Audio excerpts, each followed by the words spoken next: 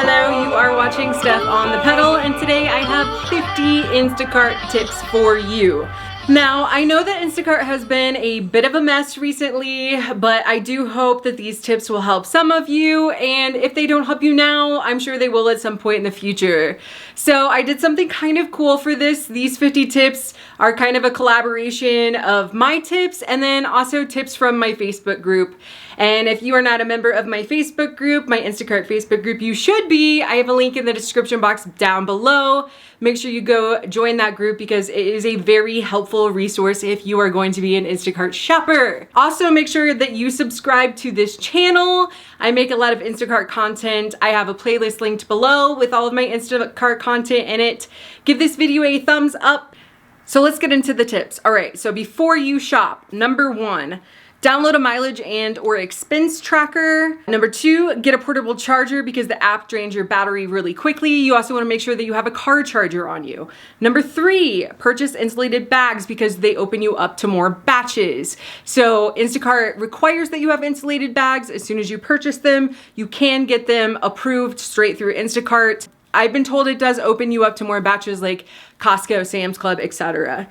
Number 4, create a personal greeting to send to customers. Communication is key. Number 5, if you're waiting to get your Instacart debit card, you can set up Google or Apple Pay.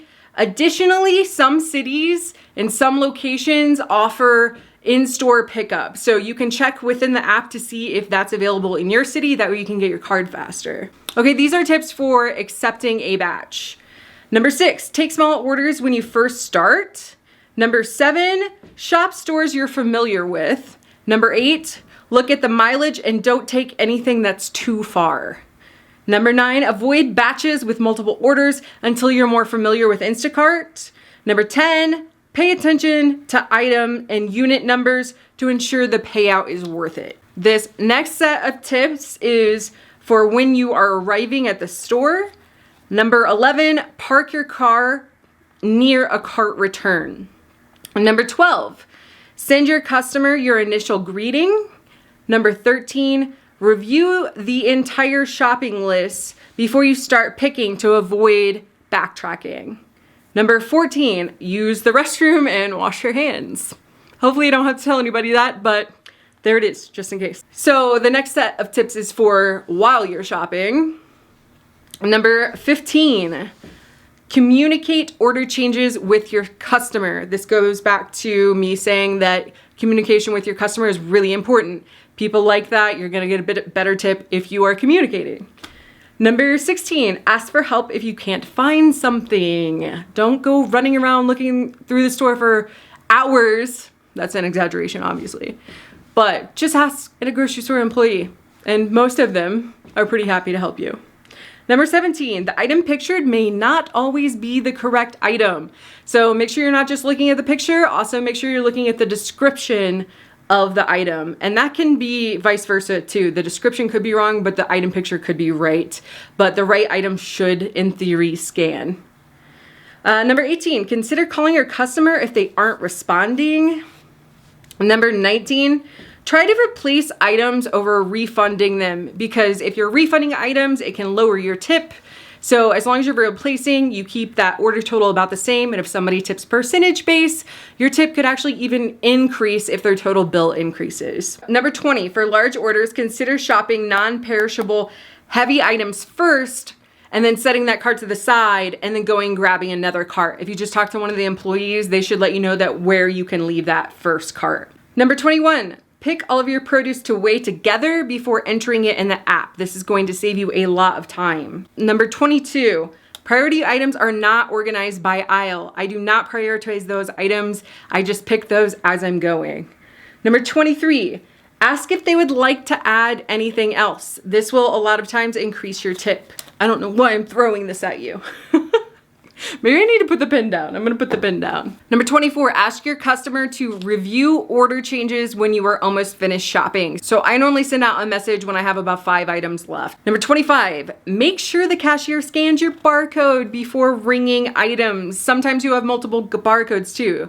So the app is pretty intuitive. Just make sure you're listening to what the app wants you to do, and they do definitely need to scan your barcode before they ring any items up, or else you could have problems. Okay, this next section is more so just like a general tips section. Number 26, do not give customers the receipt. It will not match up to their order total. The actual receipt is emailed to them. So Instacart upcharges per item, and you're gonna have some pissed off people if you give them the receipt. Number 27, focus on hourly rate over your money per day. So I see a lot of people that get very excited about making $100. Now, if you made $100 in 3 hours, that's fantastic. If it took you 10 hours to make $100, that's not so great.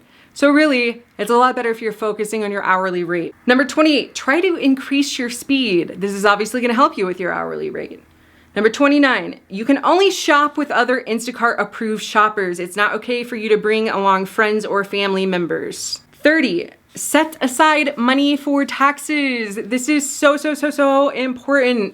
Instacart does not take taxes out of your earnings, so you have to do that yourself. Number 31, consider talking to a tax professional. So if you do not know how taxes work through Instacart, it's probably in your best interest to talk to someone who does this for a living. Number 32, some states do not allow alcohol delivery. So Instacart may give you the option to take the alcohol test to get approved to deliver alcohol, but they offer that up to everyone. So I, for instance, took the test before I realized it's technically illegal to deliver alcohol here in Denver, Colorado. So just be aware of your local laws and yeah, try not to break them.